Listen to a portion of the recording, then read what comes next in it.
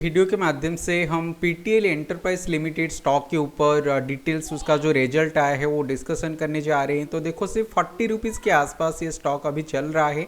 तो क्या इस स्टॉक के अंदर प्रॉपर मूवमेंट हमको कल देखने के लिए मिलेगा या आगे आने वाले दिनों पे देखने के लिए मिलेगा? ये जो रिजल्ट है ये रिजल्ट कैसे इम्पैक्ट डाल सकता है?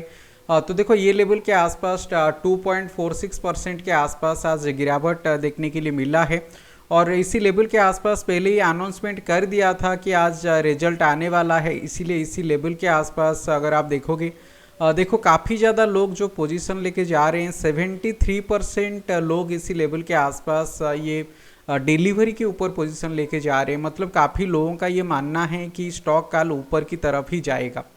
और ये जो रिजल्ट आज हमको जो देखने के लिए मिला है तो देखो यहाँ पे 13 नवंबर को ये रिजल्ट आया है और ये रिजल्ट देखो इसी लेवल के आसपास उसका टाइमिंग दिखा रहा है 4:16 के आसपास ये रिजल्ट हमको देखने के लिए मिला है। मतलब मार्केट क्लोज होने के बाद ये रिजल्ट आया है।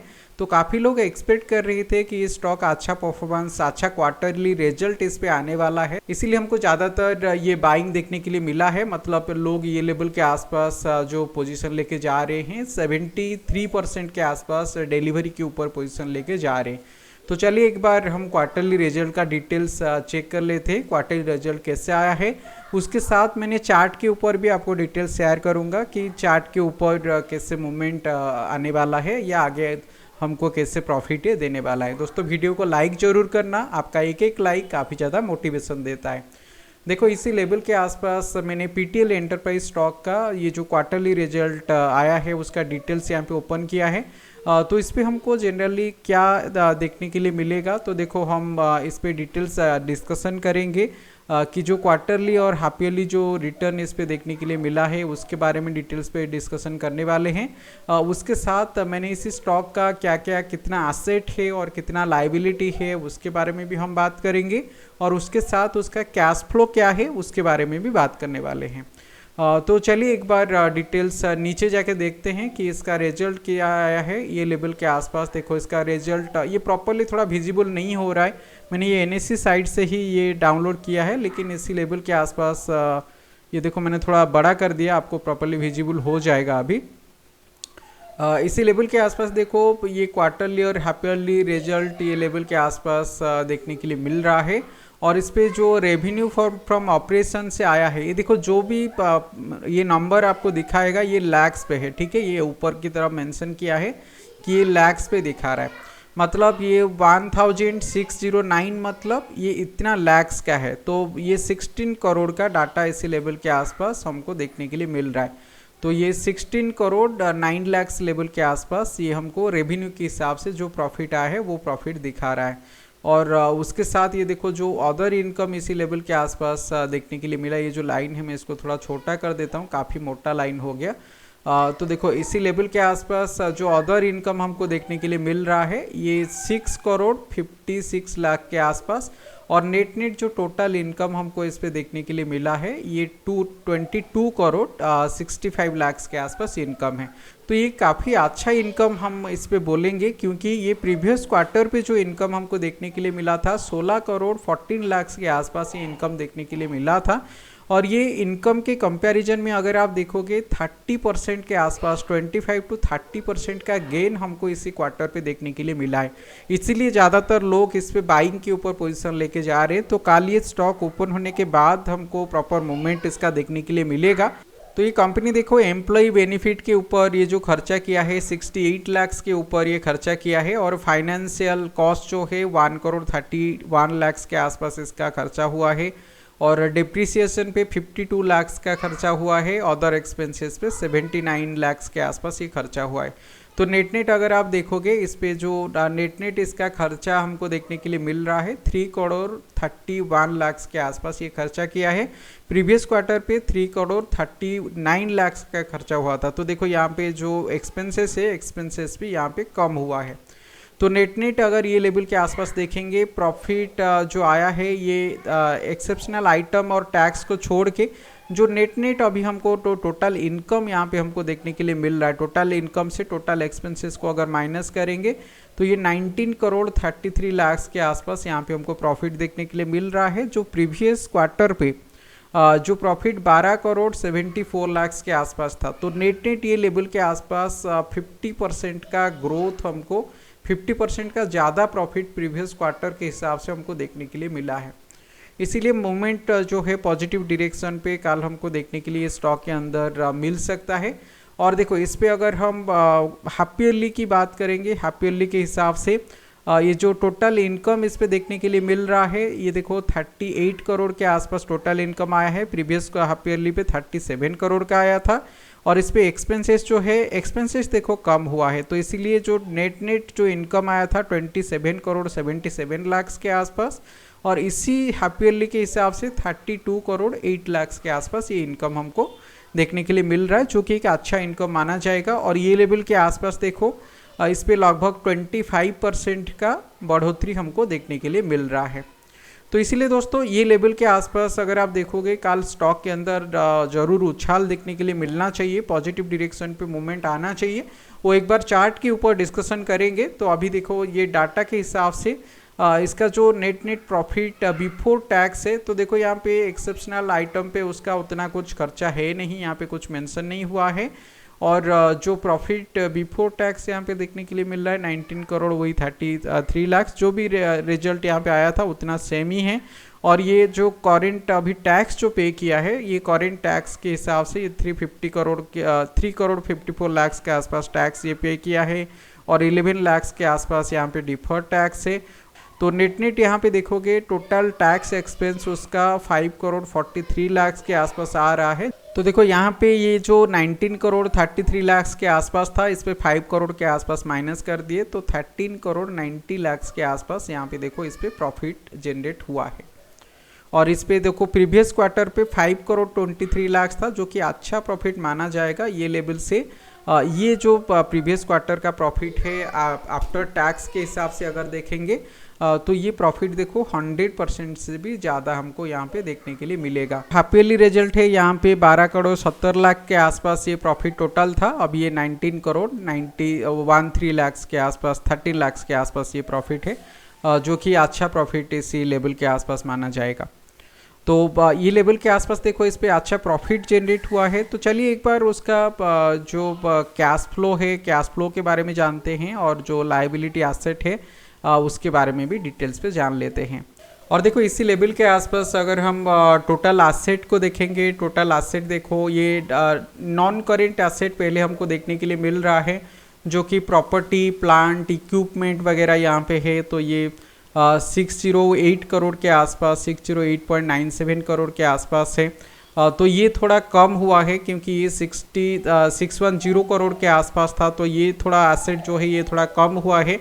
तो ये 7 लाख के आसपास 7.6 लाख था, जो कि 5.78 लाख के आसपास हुआ है।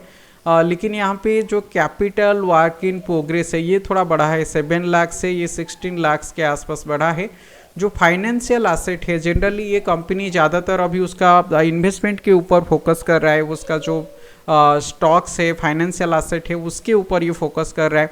तो ये 501 करोड़ 21 लाख के आसपास था, जिसको ये बढ़ा के 588 करोड़ के आसपास, 588.67 लाख के आसपास ये देखो ये उसका जो फाइनेंशियल एसेट है वो बढ़ गया है। और ये टोटल नॉन करेंट एसेट जो है ये 1199 करोड़ 21 लाख के आसपास है। और जो उसका प्रीवियस क्वार्टर पे जो ये एसेट था ये 1112 करोड़ के आसपास था, जो कि काफ़ी अच्छा है, ये लेवल के आसपास ये एसेट को बढ़ा रहा है। और देखिए सेकंड पे इसी लेवल के आसपास इसका करेंट एसेट मेंशन किया है। तो देखो काफ़ी लोगों का ये डाउट आ रहा होगा कि नॉन करेंट एसेट क्या होता है और करेंट एसेट क्या होता है। तो जो करेंट एसेट है मतलब जो लिक्विड कैश है, लिक्विड कैश वो चाहे तो अभी के अभी वो कन्वर्ट कर सकता है, मतलब बैंक के अंदर जो उसका कैश पड़ा है। लेकिन नॉन करेंट एसेट मतलब वो कहीं पे कुछ इन्वेस्टमेंट वगैरह कर दिया है, जो जनरली 1 साल के अंदर वो उसको कैश पे कन्वर्ट नहीं कर सकता है। थोड़ा जो लॉन्ग टर्म के हिसाब से जो इन्वेस्टमेंट वगैरह किया जाता है वो बेसिकली नॉन करेंट एसेट होता है। तो ये कंपनी का देखो जो करेंट एसेट अभी अगर देखेंगे, करेंट एसेट उसके पास टोटल जो करेंट एसेट है ये करेंट एसेट थोड़ा कम हुआ है, उसका प्रीवियस क्वार्टर पे 712 करोड़ के आसपास था, अभी 7 करोड़ 12 लाख के आसपास था। और अभी उसके पास 2,76,00,000 के आसपास ये जो टोटल करेंट एसेट है वो है। तो अगर आप नेट टोटल एसेट देखोगे, टोटल एसेट अच्छा खासा ये बढ़ाया है। तो 1,119 करोड़ 78 लाख से 1,201.98 लाख के आसपास इतना करोड़ का ये बढ़ाया है उसका एसेट।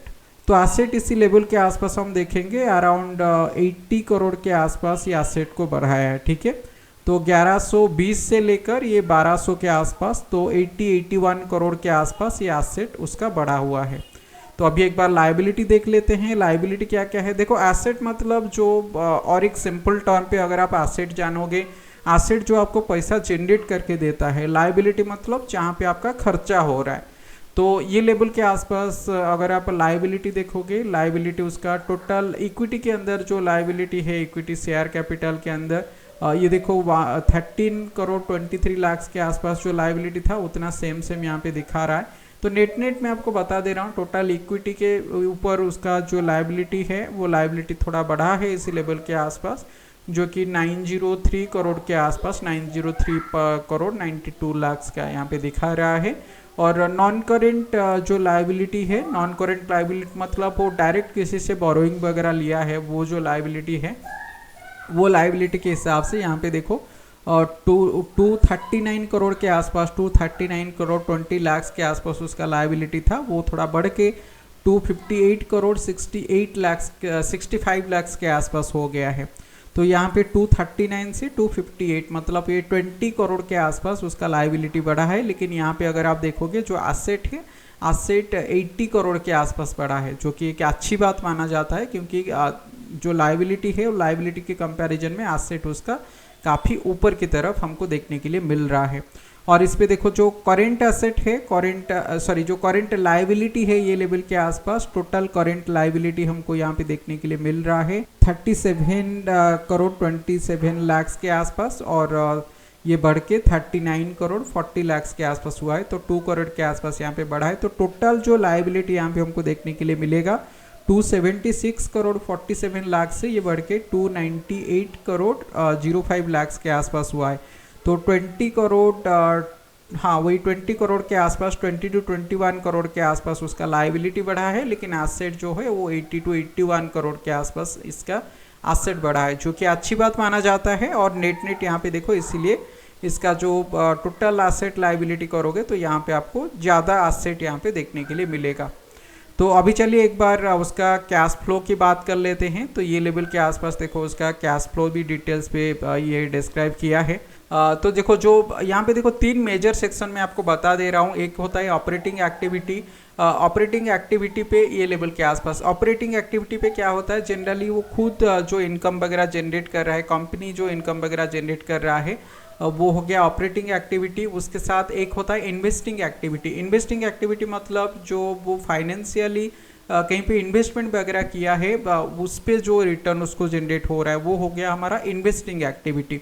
और उसके साथ एक हो गया फाइनेंसिंग एक्टिविटी। फाइनेंसिंग एक्टिविटी मतलब वो जो बेसिकली डिविडेंड वगैरह अगर लोगों को प्रोवाइड कर रहा है, उसका शेयर होल्डर को प्रोवाइड कर रहा है, तो उस पर जो खर्चा वगैरह आ रहा है वो टोटल हो गया उसका जो फाइनेंसिंग एक्टिविटी जो हो गया। Payment of finance dividend, payment of lease liabilities, repayment long term borrowing, finance charge paid, तो ये सारे डिटेल्स उसका फाइनेंसिंग एक्टिविटी के अंदर आ जाता है। तो नेट अगर आप देखोगे, ये देखो प्रीवियस क्वार्टर पे 6 लाख के आसपास था, जो कि 29 लाख के आसपास हुआ है। तो यहाँ पे भी ये कैश फ्लो जो है, कैश फ्लो भी थोड़ा हमको ऊपर की तरफ देखने के लिए मिल रहा है, जो कि आप 4-5 टाइम्स के आसपास आप बोल सकते हो, 4.5 टाइम्स के आसपास।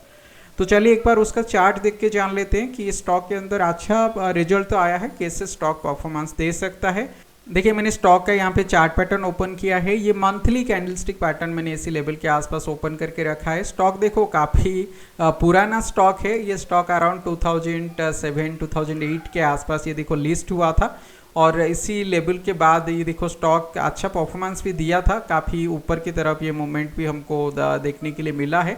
और ये स्टॉक देखो अराउंड 89 के आसपास ये जो हाई फॉर्म किया है, ये लेवल के आसपास ये देखो इसी लेवल के आसपास 89 के आसपास ये हाई भी बनाया है। लेकिन ये स्टॉक के अंदर ये कुछ न्यूज़ आया होगा, मैं न्यूज़ इसके स्टॉक का चेक नहीं किया है अभी।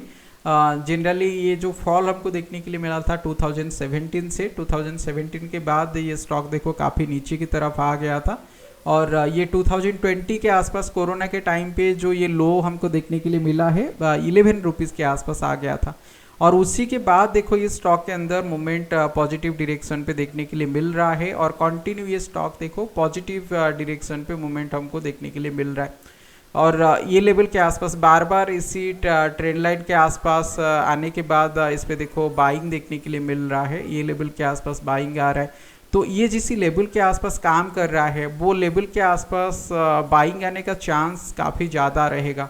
ये ऊपर लेवल से देखो, ऊपर लेवल से हमको सेलिंग प्रेशर देखने के लिए मिल रहा है, लोअर लो पैटर्न इसी लेवल के आसपास देखने के लिए मिल रहा है। ये बड़े टाइम फ्रेम के हिसाब से इस पर सेलिंग हमको देखने के लिए मिल रहा है, लेकिन अगर ये स्टॉक इसी लेवल से अगर पॉजिटिव डायरेक्शन पे मूवमेंट हमको देखने के लिए मिलता है, और ये जो ट्रेंड लाइन है इसी ट्रेंड लाइन को अगर ये स्टॉक ब्रेक करके ऊपर की तरफ अगर आ जाता है, जनरली देखो ये जो ट्रेंड लाइन आ रही है 43 लेवल के आसपास, तो अगर ये स्टॉक 43 लेवल से ऊपर की तरफ जनरली सस्टेन करता है, मिनिमम 2 से 3 हफ्ता अगर 43 लेवल से ऊपर की तरफ रहेगा, तो ये स्टॉक के अंदर बड़ा मोमेंट हमको ऑफसाइड डायरेक्शन पे देखने के लिए मिल सकता है। जो मूव इस पे ये मिनिमम मोमेंट ये 50 लेवल के आसपास, तो फास्ट इसी लेवल के आसपास मूव हमको देखने के लिए मिलेगा।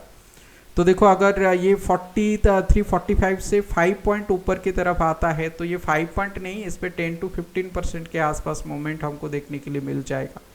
तो ये लेवल के आसपास एक सपोर्ट है, सपोर्ट लेवल से ये देखो अभी उसका रेजिस्टेंस 50 के आसपास आ रहा है और सपोर्ट इसी 40 के आसपास आ रहा है, इसीलिए शायद ज़्यादातर लोग ये लेवल के आसपास बाइंग के ऊपर पोजीशन लेके जा रहे हैं।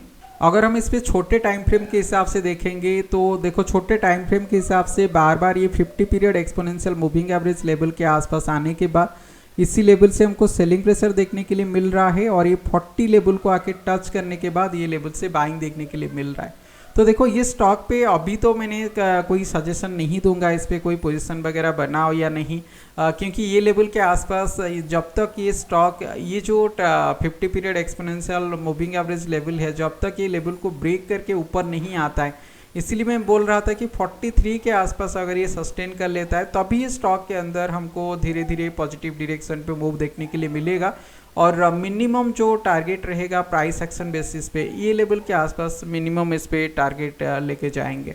अगर आप इसी स्टॉक के अंदर कोई पोजीशन वगैरह लेना चाहते हो, आप आपके फाइनेंशियल एडवाइजर के साथ एक बार बात कर लीजिएगा। तो दोस्तों इसी स्टॉक का मैंने डिटेल्स रिजल्ट के साथ उसका टेक्निकल एनालिसिस करके आपके साथ शेयर किया। अगर आपको मेरा टेक्निकल एनालिसिस सही लग रहा हो, अच्छा लग रहा हो, कुछ सीखने के लिए मिल रहा हो, तो ये वीडियो को लाइक ज़रूर करना और सबके साथ इसको शेयर ज़रूर करना।